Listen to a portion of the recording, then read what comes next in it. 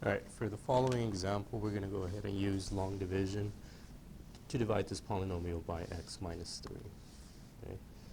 And what we want to do is we want to put, just like standard division, we want to put our dividend, which is our numerator, inside we traditionally know as, elementary, this little house.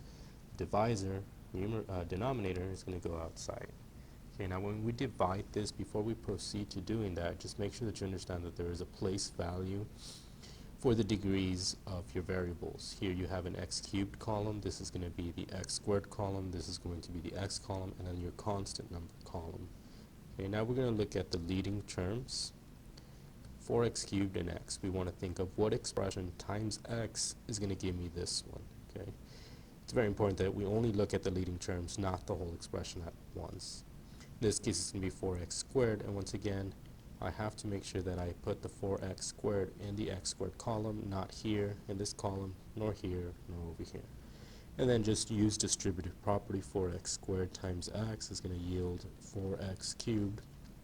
4x squared times negative 3 is going to be minus 12x squared. Now, just like traditional division, we're going to go ahead and subtract. The other thing is I'm going to go ahead and put in parentheses so that this negative distributes over. 4x cubed minus 4x squared. 4x cubed, is going to be 0. Negative 15 minus a negative 12x squared.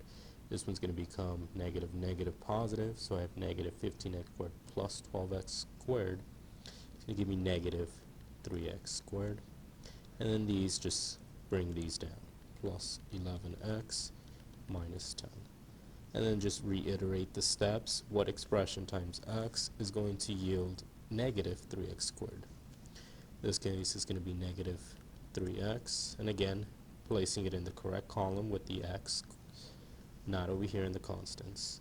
Negative 3x times x is going to give me negative 3x squared. Negative 3x times negative 3 is going to yield positive 9x. Same thing, we're going to go ahead and subtract these. Negative 3 minus negative 3x squared, it is going to be 0. Just be careful here, negative and negative becomes positive.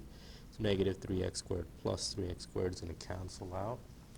Or you can think about it as negative minus a negative. Something minus itself is going to yield 0. 11x minus 9x is going to be the 2x, and it is positive. You want to put the plus sign, and again drop down the negative 10. Same thing, what expression, I guess since we're in the number column, what number times x gives me 2x? It's going to be positive 2. And then distribute. 2 times x is going to give me the 2x. Positive 2 times negative 3 is going to give me minus 10. Let's go ahead and subtract these. Again, distribute the negative accordingly. I'm going to get 0 here. Negative 10 minus negative 6. It's like saying negative 10 plus 6, negative 4. Okay, this last one, again, there's no more columns left. This is what we refer to as our remainder.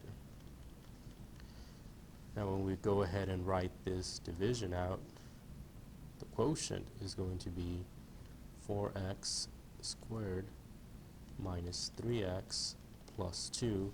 We have to remember that the way we write our remainder is going to be our remainder over our divisor, x minus 3.